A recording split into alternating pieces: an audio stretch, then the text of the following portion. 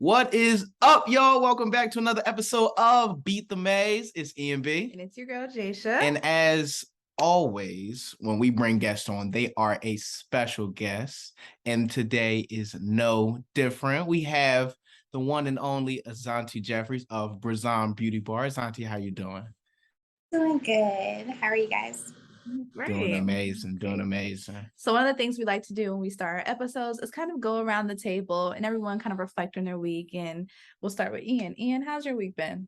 My week has been amazing. So my birthday was last Sunday. So I'm officially a week into my new year. And on last Sunday, I just had how do you say it? I just had like a release, like losing my mom, just all the stuff I've been through, kind of like I felt like I was stuck in the mud. That's how I wrote it, and that's how I felt. And so I just had a release like, yo, I made it. I made it out of that. And so getting through this week, and we had our anniversary as well, 2-year anniversary. Just getting through the whole week and just getting a new start to the year, new start to the quarter. It's been amazing. It's been an amazing week for me. So I'm excited. Chase, how you doing? I've done really well. I've been transitioning to a new workload at work. So at first it was a little hectic, but I think now I'm getting a swing of things and a swing of how things should go. But other than that, things have been doing really good. And Azanti? It's been okay. I've been extra tired, just working. It's exhausting. But I'm so sorry to hear about your mom and happy birthday. Thank you. I'm proud of you with the new job. That is awesome. Thank you. So before we get started, just want to ask you guys as well, please make sure that you like, subscribe to the podcast. We are on YouTube, leave a rating. Just, we want to engage with y'all. So now jumping into it, Azanti, we don't want the people to go any further into this episode without knowing who you are. So do you mind just introducing yourself, telling us a little bit about who you are, what you do? Yeah, so my name's Azanti. I'm the owner of Brazan Beauty Bar and Brazan Beauty. I'm located here in Charlotte, and I'm 23 years old, and that is a little something right there. Okay. So how did you come about? I know you're a licensed esthetician. How did you come about us being in high school? And for our listeners, we went to performing arts high school to esthetician work. How did you get into that field of things? I went to college for a little bit, and college was very depressing. And I went there to become a veterinarian. And when I realized I was not going to get into med school, I was like, you know what? It's time to find a different scenario. Like, let's figure this out. So I ended up dropping out of college. And my hairstylist knew I made body butters. So she was like, why don't you just go to esthetician school? And I was starting esthetician school like maybe 2 weeks after our conversation. And I didn't know esthetician was like waxing, facials, anything like that. Like going to school was brand new. So I just went for the product side of things to learn more about the skin, but it ended up being like this whole big thing that I did not even know I was going to do. And I'm assuming you've loved it so far since you've been there. Like, I enjoy what I do really well. Yeah, I enjoy it. So how is esthetician school like taught? Like, I think I'm familiar with how nail school is, but in cosmetology school, is it a similar curriculum or? It's something similar. You learn different skin diseases. You learn different skin types. Everybody, like from white to black, you learn the difference between them. So you learn everything.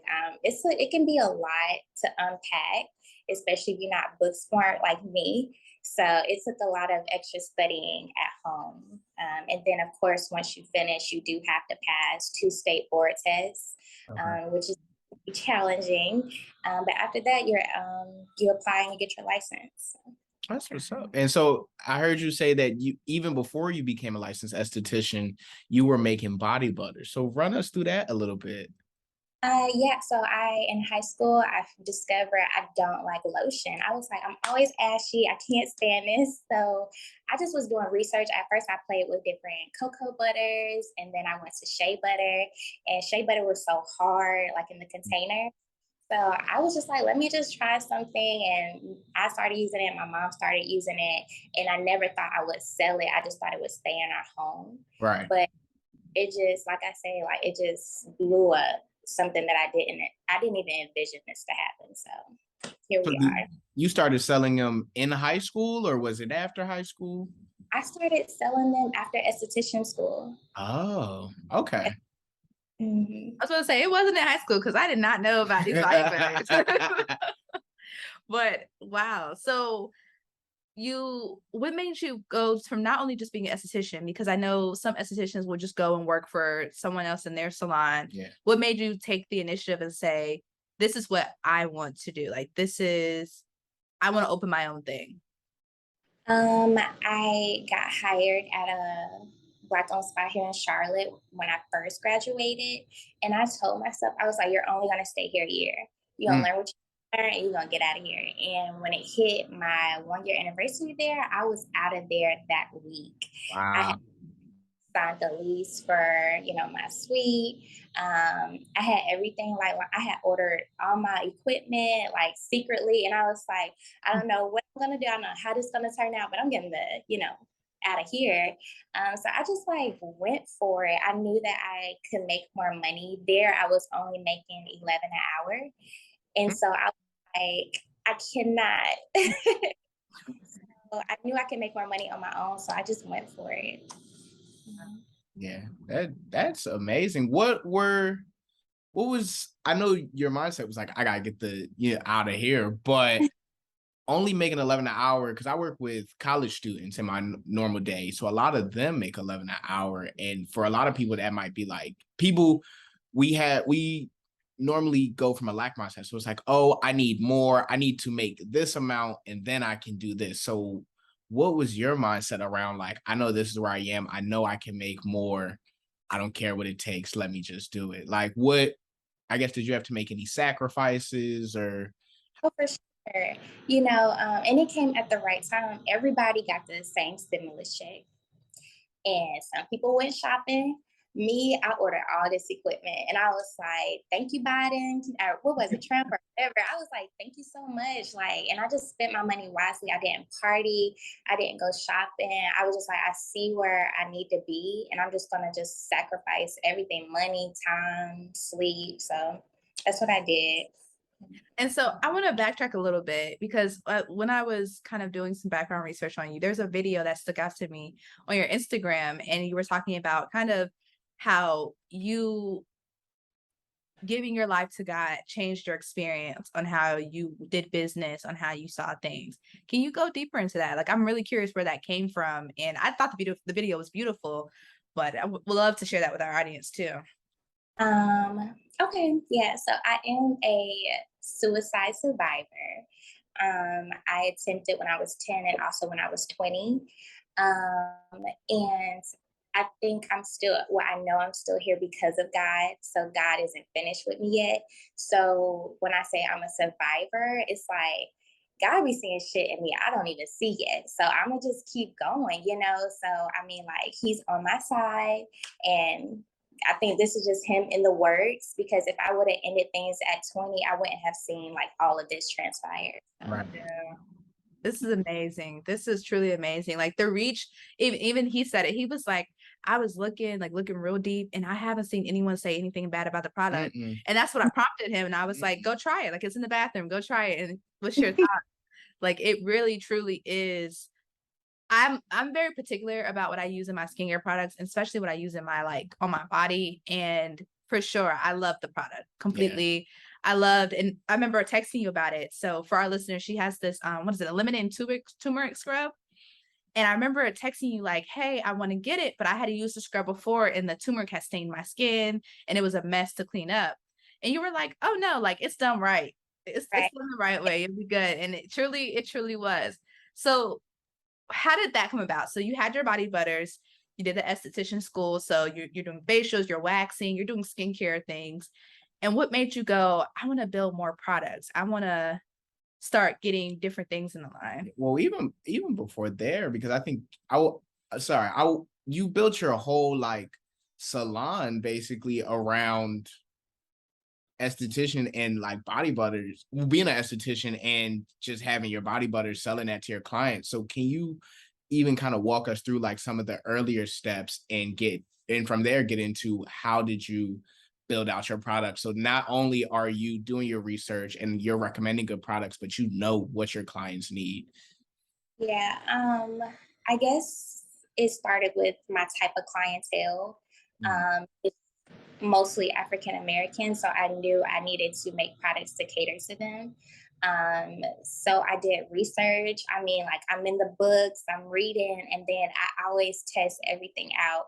I'm testing it out. I made my mama test stuff. I made my little sister test stuff. I'm like, we need to make sure it's right. If it's not right, I don't put it out yet. I'm like, we need to go back and I need to redo some things. So it's all about just testing some things out, hearing what clients want. Like I just launched 3 new products last month, and it's based on what I heard people want through the door. So I'm like, y'all just give me like 3-4 months. Let me test some things out, and I'm gonna put it on the shelf when it's right. So yeah. that's beautiful. Mhm. Oh, go ahead, babe. Yeah, Sorry. I was gonna say, so what made you want to expand beyond body butters? Was it really just finding that need, or did you personally go like, oh, I like this, or like, you go into the store, you pick up a product, which I enjoy that your products are all like 100% natural ingredients, and then they last well too. For them to not have any preservatives, I'm impressed, truly. And so it's like you go to the store and you pick up a body scrub, and it's like harsh and it's not doing what it needs to do, but yours, it feels good on the Yeah. skin. Like it feels like, how much research went into that to make that product? It took a lot. It took whole esthetician school. Like in esthetician school, I did not care about facials and waxing. I was like, child, I'm never gonna do a wax ever. I'm here for the skin stuff. But I mean, I was really focused on the skin and like making natural products. Mm, Um, Even after esthetician school, I was still doing more research. The preservative thing, I don't do preservatives because I don't use water in anything. So water, forms bacteria in products. So I make sure I stay away from things that can, produce bacteria, and then my products will go bad. So I don't use anything like that. And that's where I did some research because I was like, yeah, I can put preservatives in there, but it's not natural no more. yeah. So yeah, I don't know. I just like did some research. I tested it out on myself. I'm hearing reviews, of course, like what people made. If somebody made like a yoni wash before, I'm hearing what they did wrong, what they did right, and what I can do to make my own and make it better. So I'm just like always constantly reading, always constantly doing research, hearing what people want, stuff like that. Yeah, and obviously your clients love that and Yes. appreciate you so, so much for that. Now, I'm hearing all of the good things. Obviously, being an entrepreneur is not perfect by any means. What have been maybe some of the challenges or what might have been your most difficult, kind of client to deal with or adjust to? Uh, I guess like me being on my own, I can choose who I want through my door. Mm, Um, I want them to come back or not. I have had a couple of clients that I blocked. You will get some strange male clients that are very inappropriate, with you being a young lady and, they know you're in this room by yourself. So things get weird and you do have to like get your pepper spray and start listen, you know what I mean? So it is difficult. Sometimes you have strange clients. And at the very beginning, I feel like I spent more money than I had profit, if that makes sense. Because mm. it was first year, this equipment cost thousands of dollars. So I had to make sure I was advertising and like hustling to make sure I make my money back. So that was a little difficult because I don't come from a family of entrepreneurs. So it was kind of just like, I'm gonna figure it out on my own.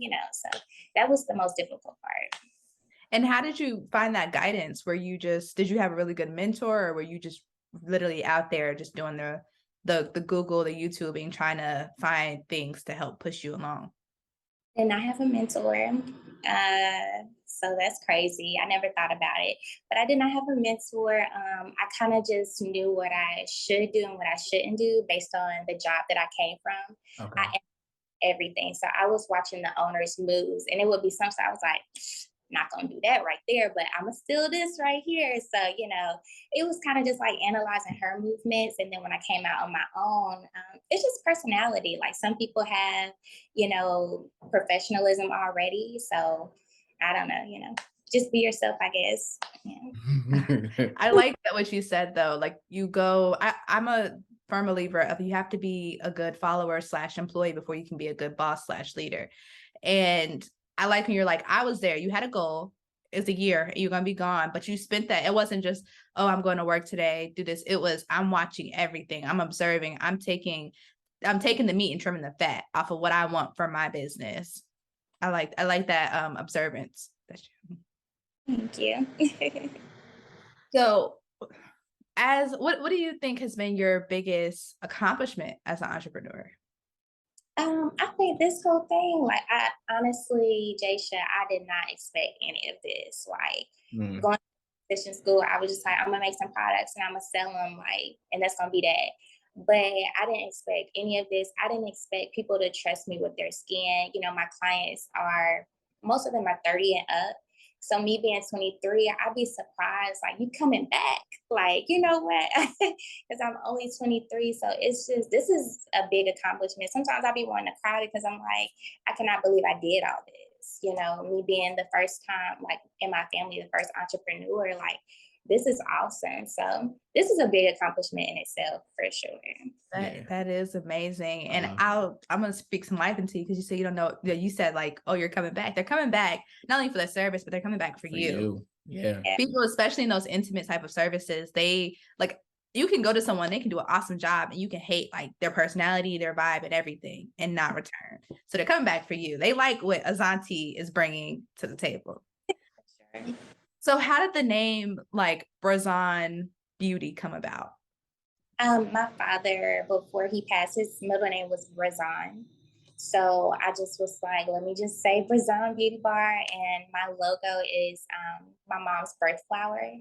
And then the little girl in the flower is me. So it's like we're all connected within the company. So that is cute. And I'm noticing through research, through you talking about it, it's a very family oriented business. And I know you also talked a little bit about your background of being the first to really do what you're doing. So how is it both being the first, but also being successful in what you're doing? I think my whole family be shocked for real. Like when they come and they see, they like, one of my uncles said, "Nigga, we made it," and I was like, "Hell yeah!" I think they'd be very, shy, but they're also very proud. It's good to, show them that we can do more. We don't have to work for everybody. I mean, white people, the rest of our lives, we can own our own stuff. So I do see my uncle, he had started his own trucking company. So like, and then my little cousins, they want to start doing hair and nails and like have their own shop. So I think I've opened that door for all of us. Like, let's start to do our own things. I love that. I'm sorry. Are you open a lot with your family? I know they can come and see you, but are you open a lot with them about like the ins and out of business, or is it just like they're watching you be the front runner? No, like I said, I'm very open. So I don't sugarcoat anything. I let them know what's up. Like if it's a slow week, I'm like, y'all, it's a slow week. Like I ain't even gonna sugarcoat that. Like I'm very open and honest with them, especially my younger cousins that wants to be entrepreneurs and do hair and nails. Like I'm very open. This shit is gonna cost. It's gonna cost $1,200 every month. This is cost. Like so they're aware of everything. So. Gotcha. I like that. So you're not painting this facade of like entrepreneurship is so like easy and amazing. It's like, no, like no one wants to talk about like the real part of it. Like some days you are going to sleep late and you're going to wake up early. Some days you're especially starting out new. And I know you just hit your 1 year. So congratulations as well for your anniversary. Yes. Starting out new, it's like you're the social media guy, you're running the business, you closing the shop and opening the shop, you the cleaners, like you doing it all. So yes, shout out to you. What was that like, that moment of like hitting 1 year and being like, wow, like I'm still here. Like I cried for real because I didn't even imagine, like, I'm just like, I could have failed. Most people don't make it. So I was like, I'm just going to keep pushing because obviously my story is not finished. So I don't have to shut, like for real, when I opened, I was like, I might shut down my shop because I don't know how my first year is going to go. So to do like an anniversary party and all my clients show, I'm like, y'all really fucking with me like that. You know what I mean? So it was a really good feeling. I cried a lot, but I felt a lot of love from everybody. Yeah. And one thing we didn't mention is that you talked about the stimulus checks. I think that dates it, but this is during pandemic. This is during through COVID time. So what was it like? Well, I'm not going to say what was it like because we know what it was like, but how did you find your pivot with everything, especially because I know you had a medical accident or something of the sort, correct? And you had to close the store for a certain amount of time. I did. Regarding that, I was in the hospital for 17 days and my appendix ruptured. I had COVID. So it was my appendix rupturing. It was pus like in my body that they couldn't collect. Oh, wow. They couldn't it all. So they closed me up and they gave me all these antibiotics and was just like, she's going to have to fight it on her own. And they left me in that hospital bed. I still want to sue their ass, but they left me in that bed, for 17 days. It was definitely hard and I had to shut the shop down. I was like, I'm going to have to get rid of everything. But like my village came together. They paid my shop rent months in advance for me while I was sick.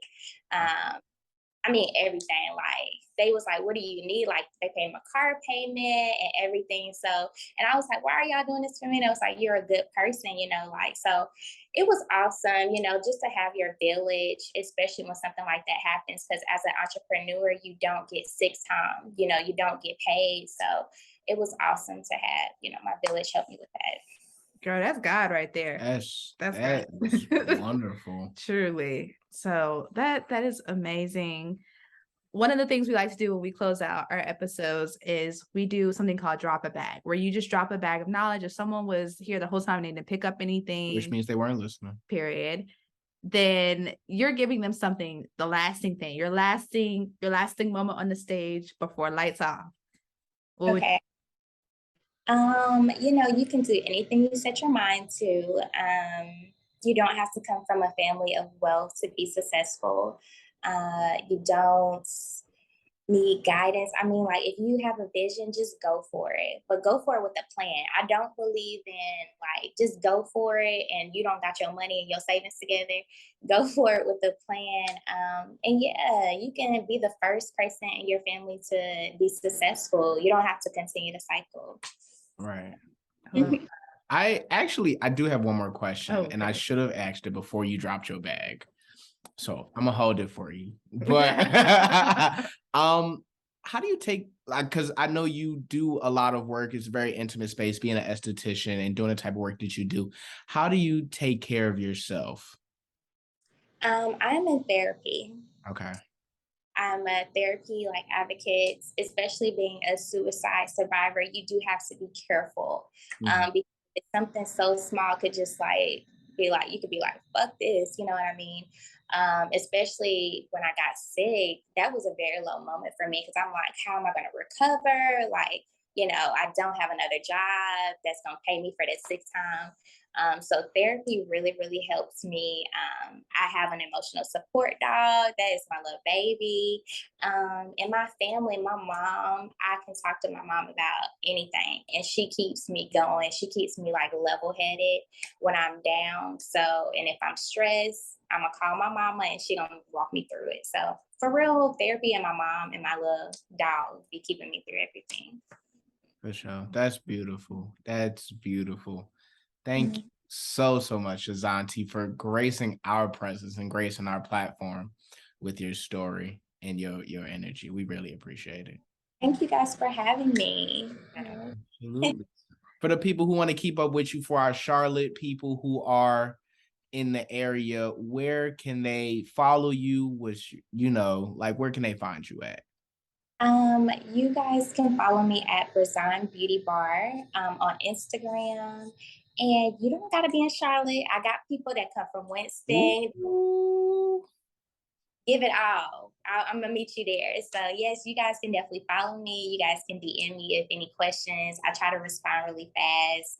And like I said, I'm an open book. You can ask me anything. It's a judge-free zone. So you guys can hit me up for anything. Yeah. And you guys make sure that you check out her website. She has amazing products. And I saw the products you launched and I was like, you launched them and you didn't put them on the site yet. They were just in person. At the event, they sold out right at the event. So I don't know how to, I now have to make more so I can launch it on the site. So the event was great for sure. I've been having I saw them and you posted it. I was like, oh, I want that. And then you were like, we sold out. And I was like, okay. Yeah, when you make your next batch, just keep them Beat the Maze bag. We'll drive up to Charlotte. We'll drive up to Charlotte. We'll get you what you need. Okay, sounds good. Thank you guys for having me. No problem. Absolutely. Jasia, where can the people find you at? You guys can always find me on all social media platforms at Jasia Robinson. Ian, where can they find you? Y'all can find me on Twitter and Instagram at IanB2_ at the end. TikTok is Ian.B3. Follow Beat the Maze podcast. I was going to say Beat the Maze platform. Beat the Maze podcast on all social media platforms. And remember to like this video, subscribe, hit up Azanti, make sure you support her. Take care business. of yourself. Yes. Please take care of yourself. To get you that coffee that we was talking about before we started. And we'll catch you guys again next week. As always, Monday at 8 a.m. Have a good one.